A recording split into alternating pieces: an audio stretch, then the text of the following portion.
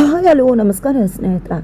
ಕೊನೆಗೂ ಕೂಡ ಭಾರತಿ ಮತ್ತು ಮುತ್ತಣ್ಣನ ಮದುವೆ ಮಾಡಿಸೋಕೆ ನಿಂತೇ ಬಿಟ್ಲು ಚಂದನ. ಹಾಗಿದ್ರೆ ಮದುವೆ ಮನೆಗೆ ಎಂಟ್ರಿ ಕೊಟ್ಲ ಭಾರತಿ.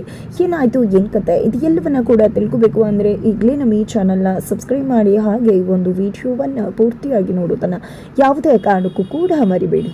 ಇಲ್ಲಿ ಮುತ್ತಣ್ಣನಿಗೋಸ್ಕರ ಮತ್ತೊಂದು ಹುಡುಗಿಯನ್ನು ನೋಡಿದ್ಲು ಚಂದನ. ಅಲ್ಲಿಗೆ ಕರ್ಕೊಂಡು ಕೂಡ ಹೋಗಿದ್ರು. ಆದರೆ ಮುತ್ತಣ್ಣಂಗಾಗಲಿ ಹುಡುಗಿ ಆಗಲಿ ಸ್ವಲ್ಪ ಕೂಡ ಖಂಡಿತ ಮ್ಯಾಚ್ ಆಗೋದಿಲ್ಲ. ಆಕೆ ತನ್ನ ಬೆಸ್ಟಿಯನ್ನು ಕರ್ಕೊಂಡು ಬಂದಿದ್ಲು. ಆ ಬೆಸ್ಟಿಯನ್ನು ನೋಡ್ತಿದ್ರೆ ಹರಿ ಮತ್ತು ಮಯೂರ ಇಬ್ರಿಗೂ ಕೂಡ ಗುದ್ದಾಗ್ಬಿಡೋಣ ಅನ್ನೋ ಅಷ್ಟು ಸಿಟ್ಟು ಕೋಪ ಬರ್ತಿತ್ತು. ಇತ್ತ ಕಡೆ ಮುತ್ತಣ್ಣಂಗೆ ಆ ಹುಡುಗಿ ಭಾಷೆನೇ ಅರ್ಥ ಆಗ್ತಿರ್ಲಿಲ್ಲ. ಆಕೆ ಮಾತಾಡ್ತಿದ್ದದ್ದು ಇಂಗ್ಲೀಷು. ಆದರೆ ಮುತ್ತಣ್ಣಂಗೆ ಕನ್ನಡ ಬಿಟ್ಟು ಬೇರೆ ಯಾವುದೇ ಭಾಷೆ ಕೂಡ ಬರುವುದಿಲ್ಲ. ಇಲ್ಲಿ ಮುತ್ತಣ್ಣ ತನ್ನ ಬಗ್ಗೆ ತಾನೇ ಬಿಚ್ಚರ್ ಮಾಡ್ಕೋತಿದ್ರು.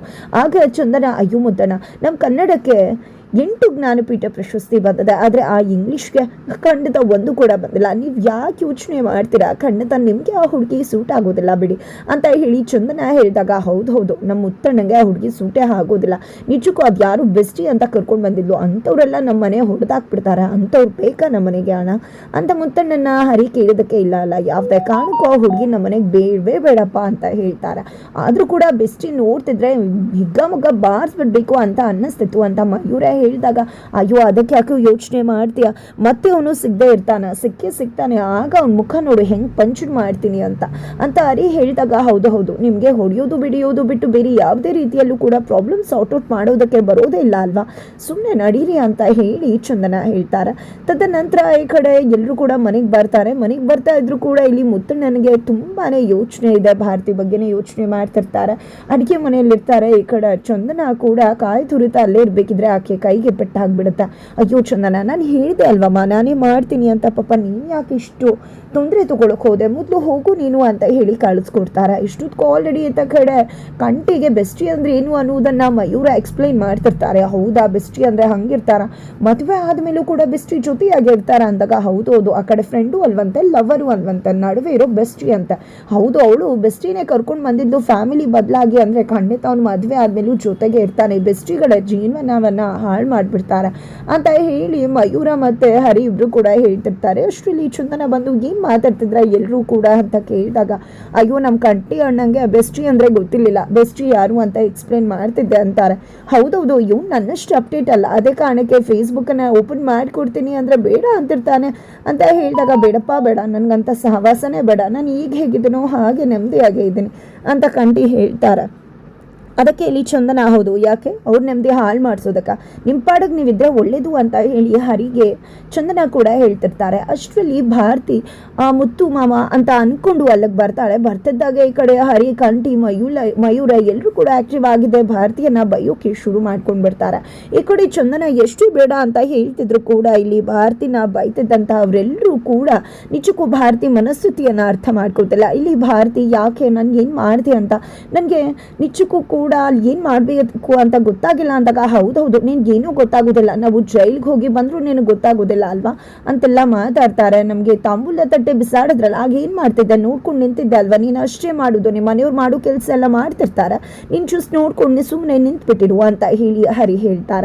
ಅಷ್ಟರಲ್ಲಿ ಮುತ್ತಣ್ಣ ಅಲ್ಲಿಗೆ ಬಂದಿದ್ದೆ. ಭಾರತಿ ಯಾಕೆ ಬರಕ್ ಹೋದೆ ನೀನ್ ಇಲ್ಲಿಗೆ ಅಂದಾಗ, ಏನ್ ಮುತ್ತುಮವ ನೀನು ಕೂಡ ಯಾಕೆ ಬಂದೆ ಅಂತ ಕೇಳ್ತಿದ್ಯಲ್ಲ, ನಿನಗೆ ಗೊತ್ತಿಲ್ವಾ ನನ್ಗೆ ನೀನಂದ್ರೆ ಎಷ್ಟು ಇಷ್ಟ ಅಂತ, ನಾನು ಏನ್ ಮಾಡ್ಲಿ ಅಂತ ಕೇಳ್ತಿದ್ದಾಗ ಅಲ್ಲಿಗೆ ನಟರಾಜ್ ಅವರು ಬಂದಿದೆ. ಏನಮ್ಮ ಸಾಕಮ್ಮ ಸಾಕು ನಿನ್ ಸಾವಾಸ, ಸುಮ್ಮನೆ ನಿಮ್ಮ ಮನೆಗೆ ಹೋಗ್ಬಿಡು, ನನ್ನ ಮಗ ಮದುವೆ ಆಗದೆ ನಿಂತರೂ ಪರವಾಗಿಲ್ಲ, ನಿನ್ನನ್ನಂತೂ ಯಾವುದೇ ಕಾರಣಕ್ಕೂ ನನ್ನ ಮಗನ್ಗೆ ತಂದ್ಕೊಡೋದಿಲ್ಲ. ನಿಮ್ಮಮ್ಮ ಕೂಡ ಮೊದಲು ಒಳ್ಳೆ ಆಗಿದ್ಲು, ಆದ್ರೆ ಇವಾಗ ಹೇಗಿದ್ದಾಳು ನೋಡು, ಅದೇ ರೀತಿ ನೀನ್ ಮದುವೆ ಆದ್ಮೇಲೆ ಚೇಂಜ್ ಆಗೋದಿಲ್ಲ ಅಂತ ಏನ್ ಗ್ಯಾರಂಟಿ? ಆಮೇಲೆ ನಮ್ಮ ಮನೆ ನರಕ ಆಗ್ಬೇಕಾ? ನನ್ನ ಸೊಸೆ ತಾಂಬೂಲ ತಟ್ಟಿಯನ್ನ ತೆಗೆದುಕೊಂಡು ಬಂದ್ರೆ ಯಾವ ರೀತಿ ನಿಮ್ಮ ಮನೆಯವರೆಲ್ಲ ಅವಮಾನ ಮಾಡಿದ್ರು, ಆಮೇಲೆ ಈಗಲೂ ಕೂಡ ನೀನ್ ಬಂದು ನಿಮ್ಮಪ್ಪ ನೀನೇ ಬಂದಿಲ್ಲ ಅಂತ ಹೇಳಿ ಮತ್ತೆ ನನ್ನ ಮಕ್ಕಳನ್ನ ಜೈಲು ಕರ್ಕೊಂಡು ಹೋಗೋದಕ್ಕ, ಸುಮ್ಮನೆ ಇಲ್ಲಿಂದ ಹೊರಟೋಗ್ಬಿಡು, ಸುಮ್ಮನೆ ಯಾವುದೇ ಕಾರಣಕ್ಕೂ ಮತ್ತೆ ಈ ಮನೆ ಕಡೆ ತಲೆ ಹಾಕಬೇಡ ನೀನು ಅಂತ ಹೇಳಿ ಭಾರತಿಯನ್ನ ಕಳಿಸ್ಬಿಡ್ತಾರೆ. ಆಗ ಚಂದನಾಗ ಅನ್ಸುತ್ತೆ, ಭಾರತಿ ಎಷ್ಟು ಮುತ್ತಣ್ಣನ ಇಷ್ಟಪಡ್ತಿದ್ದಾಳೆ, ಇಲ್ಲ ಭಾರತಿ ಜೊತೆ ಮಾತಾಡಿ ಮುತ್ತಣ್ಣನ ಜೊತೆ ಇವಳು ಮದುವೆ ಮಾಡಿಸಿ ಬಿಡಬೇಕು ಅಂತ ಅನ್ಕೊಂಡಿದ್ದೆ. ಹರಿಯನ್ನ ಕರೆದು ಮಾತನಾಡೋಕೆ ಮುಂದಾಗ್ತಾರೆ. ಈ ಕಡೆ ಹರಿ, ನನ್ಗೊಂದು ಐಡಿಯಾ ಬಂತು, ಮುತ್ತಣ್ಣನ ಭಾರತಿ ತುಂಬಾ ಇಷ್ಟಪಡ್ತಾಳೆ, ಮುತ್ತಣ್ಣ ಕೂಡ ಭಾರತಿಯನ್ನ ಅಷ್ಟೇ ಇಷ್ಟಪಡ್ತಾರೆ, ಅವ್ರನ್ನ ಯಾಕೆ ಒಂದ್ ಮಾಡಬಾರ್ದು ನಾವು, ಅವರನ್ನು ಕೂಡ ಅವಳನ್ನ ಮನೆಯಿಂದ ಕರ್ಕೊಂಡು ಬಂದು ದೇವಸ್ಥಾನದಲ್ಲಿ ಮುತ್ತಣ್ಣನ ಜೊತೆ ಮದುವೆ ಮಾಡಿಸ್ಬಿಟ್ರೆ ಹೇಗಿರುತ್ತೆ ಅಂದಾಗ ಹೇಗಿರುತ್ತೆ ಅಂತ ಕೇಳ್ತಿರ್ತೀರ. ಖಂಡಿತ ಚೆನ್ನಾಗಿರೋದಿಲ್ಲ. ಆಮೇಲೆ ಅಷ್ಟೇ ಕತೆ, ಸುಮ್ಮನೆ ಇದ್ಬಿಟ್ರಿ ನೀವು, ನಿಮ್ಗೆ ಯಾಕ್ರಿ ಬೇಕು ಇದೆಲ್ಲ ಹೊಸ ಬರಿ ಅಂತ ಹರಿ ಕೇಳ್ತಿದ್ರೆ. ಯಾಕೆ ಅಂದರೆ ಮುತ್ತಣ್ಣನ ಮದುವೆ ಆಗಬೇಕು, ಅದು ಭಾರತಿ ಜೊತೆನೇ ಆಗಬೇಕು. ಯಾಕೆ ಹೇಳಿ, ಭಾರತಿನೇ ಮುತ್ತಣ್ಣನ ಅರ್ಥ ಮಾಡ್ಕೊಳ್ಳೋದು. ಭಾರತಿ ಮುತ್ತಣ್ಣ ಒಳ್ಳೆ ಜೋಡೆ, ಭಾರತಿ ಕೂಡ ಅಷ್ಟೇ ಅವರನ್ನು ಇಷ್ಟಪಡ್ತಾರೆ. ಅದಕ್ಕೆ ನಾವಿಬ್ರು ಅವರನ್ನ ಮದುವೆ ಮಾಡಿಸೋಣ. ನಾನು ಭಾರತಿ ಜೊತೆ ಮಾತಾಡ್ತೀನಿ, ನೀವು ಮುತ್ತಣ್ಣನ ಜೊತೆ ಮಾತಾಡಿ ಅವರನ್ನ ದೇವಸ್ಥಾನಕ್ಕೆ ಕರ್ಕೊಂಡು ಬಂದ್ಬಿಡಿ ಅಂತ ಹೇಳಿ ಮುಂದುವರಿಯೋಕೆ ನಿರ್ಧಾರ ಮಾಡ್ಕೋತಾಳೆ. ತದನಂತರ ಆಯ್ತ ಕಡೆ ಭಾರತಿ ಕೂಡ ದೇವಸ್ಥಾನಕ್ಕೆ ಬಂದಿದ್ದಾಳೆ. ಅಮ್ಮನ ಕಣ್ ತಪ್ಪಿಸಿ, ಬಿಕಾಸ್ ಅಮ್ಮ ಮನೆಯಲ್ಲಿಲ್ಲ ಅನ್ನೋ ಕಾರಣಕ್ಕೆ. ಅಷ್ಟರಲ್ಲಿ ಚಂದನ ಕೂಡ ದೇವಸ್ಥಾನಕ್ಕೆ ಬಂದಿರ್ತಾರೆ. ಏನಿದು ಭಾರತಿ ದೇವಸ್ಥಾನಕ್ಕೆ ಬಂದಿದ್ಯಾ ಅಂದಾಗ, ಹೌದು, ಇನ್ನೇನು ಮಾಡಲಿ, ನನ್ನ ನೋವು ಹಂಚ್ಕೊಳ್ಳೋಕೆ ಇರೋದೇ ದೇವ್ರಲ್ವಾ. ದೇವರು ಖಂಡಿತ ಒಂದಲ್ಲ ಒಂದಿನ ನನ್ನ ನೋವನ್ನ ಕೇಳಬಹುದು ಅನ್ನೋ ಒಂದೇ ಕಾರಣಕ್ಕೆ ನಾನು ದೇವಸ್ಥಾನಕ್ಕೆ ಬರ್ತಾನೆ ಇರ್ತೀನಿ. ಆದರೆ ಅಮ್ಮನ ಕಣ್ ತಪ್ಪಿಸಿ ಬರಬೇಕಾಗಿತ್ತು, ಅಮ್ಮ ಮನೆಯಲ್ಲಿರಲಿಲ್ಲ. ಅದಕ್ಕೆ ಇದೇ ಟೈಮ್ ಸರಿ ಅಂತ ಹೇಳಿ ದೇವಸ್ಥಾನಕ್ಕೆ ಬಂದೆ ಅಂದಾಗ, ದೇವರು ನಿನ್ನ ಕೋರಿಕೆನ ನೆರವೇರಿಸ್ತಾನೆ ಅಂತ ಅಂದ್ಕೊಂಡಿದ್ಯಾ ಭಾರತಿ ಅಂದಾಗ, ಹೌದು, ಒಂದಲ್ಲ ಒಂದಿನ ಅವರು ನನ್ನ ನೋವು ದೇವರಿಗೆ ಅರ್ಥ ಆಗಿ ಖಂಡಿತ ಅದನ್ನು ಸರಿಪಡಿಸ್ಬಹುದು ಅಂತ ಅಂದ್ಕೊಂಡಿದ್ದೀನಿ ಅಂದಾಗ, ನೀನು ಮುತ್ತು ಮಾವನ ತುಂಬ ಇಷ್ಟಪಡ್ತೀಯಾ ಅಂತ ಚಂದನ ಕೇಳಿದಕ್ಕೆ, ಹೌದು, ನಾನು ಮುತ್ತು ಮಾವ ಅಂದರೆ ತುಂಬಾ ಇಷ್ಟ, ಮುತ್ತು ಮಾವನ ತುಂಬ ಅಂದರೆ ತುಂಬ ಇಷ್ಟಪಡ್ತೀನಿ.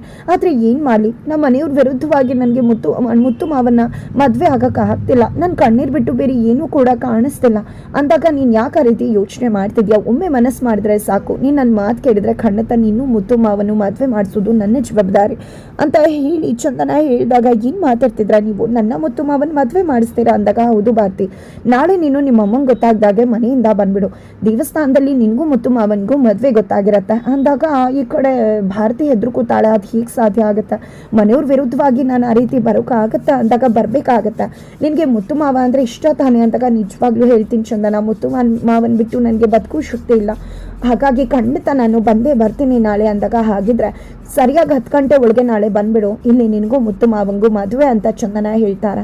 ನಂತರ ಮನೆಗೆ ಹೋಗ್ತಿದ್ದಾಗೇನೆ ಆಲ್ರೆಡಿ ಅಣ್ಣ ತಮ್ಮದಿರು ಎಲ್ಲರೂ ಕೂಡ ಮುತ್ತು ಜೊತೆ ಭಾರತಿ ಮದುವೆ ಬಗ್ಗೆ ಮಾತಾಡ್ತಿದ್ದಾರೆ. ನಿನಗೂ ಭಾರತಿಗೂ ನಾಳೆ ಮದುವೆ ಅಂತ. ಮುತ್ತಣ್ಣಂಗೆ ನಂಬೋಕ್ಕಾಗ್ತಿಲ್ಲ. ಆಗ ಚಂದನ ಬಂದು, ಹೌದು, ನಾಳೆ 10 ಗಂಟೆಗೆ ನಾವೆಲ್ಲ ದೇವಸ್ಥಾನದಲ್ಲಿ ಇರ್ತೀವಿ, ಭಾರತಿ ಕೂಡ ಬರ್ತಾಳೆ, ನಾಳೆನೆ ನಿಮಗೂ ಮತ್ತೆ ಭಾರತಿಗೂ ಮದುವೆ ಅಂತ ಹೇಳಿ ಮುತ್ತಣ್ಣನ ಕೊನೆಗೂ ಕೂಡ ಒಪ್ಪಿಸ್ತಾರೆ. ಈ ಕಡೆ ಭಾರತಿ ಕೂಡ ಮನೆಗೆ ಬಂದಿದೆ, ಎಲ್ಲಾನು ಕೂಡ ಸಿದ್ಧತೆ ಮಾಡ್ಕೋತಾಳೆ. ಈ ಕಡೆ ದೇವಸ್ಥಾನಕ್ಕೆ ಎಲ್ಲರೂ ಕೂಡ ಬಂದಿದ್ದಾರೆ. ಈ ಕಡೆ ಚಂದನ ಹರಿ ಇಬ್ರು ಕೂಡ ಭಾರತಿ ಕಾಲ್ ಮಾಡ್ತಾರೆ, ನಾನು ಬರ್ತಾ ಇದ್ದೀನಿ ಅಂತ ಹೇಳ್ತಾಳೆ. ಅಮ್ಮ ಮನೇಲಿ ಇರೋದಿಲ್ಲ. ಅದೇ ಸಮಯವನ್ನ ಯೂಸ್ ಮಾಡ್ಕೊಂಡಂತ ಭಾರತಿ ರೆಡಿಯಾಗಿ ಮನೆ ಬಿಟ್ಟು ಬರ್ಬೇಕಿದ್ರೆ ಗೇಟಿಂದ ಆಚೆ ಬರ್ತಿದ್ದಾಗೆ ಅಮ್ಮ ಕಾತ್ಯಾನಿ ಬರ್ತಾರೆ. ಬಂದಿದ್ದ ಒಳಗಡೆ ದಬ್ಬಿ ಹೊಡೆದು ಹಣುಗಾಯಿ ನಿರ್ಮಾಣ ಮಾಡಿ ಲಾಕ್ ಹಾಕೇ ಬಿಡ್ತಾರೆ. ಕೊನೆಗೂ ಅಲ್ಲಿ ಚಂದನ ಮುತ್ತು ಮಾವನ ಮದುಮಗನಾಗಿ ಕೂರಿಸಿ ಮದುಮಗಳಿಗೋಸ್ಕರ ಕಾಯ್ತಿದ್ದಾರೆ. ಆದರೆ ಅಲ್ಲಿ ಮದುಮಗಳು ಭಾರತಿ ಲಾಕ್ ಆಗಿದ್ದಾಳೆ.